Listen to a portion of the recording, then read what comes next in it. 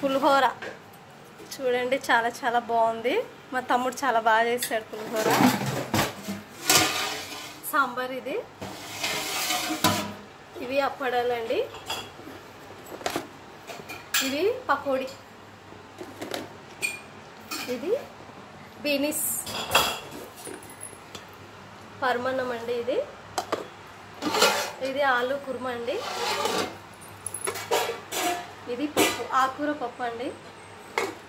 ఇది white rice.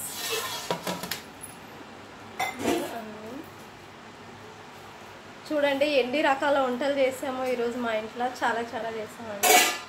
Like, share.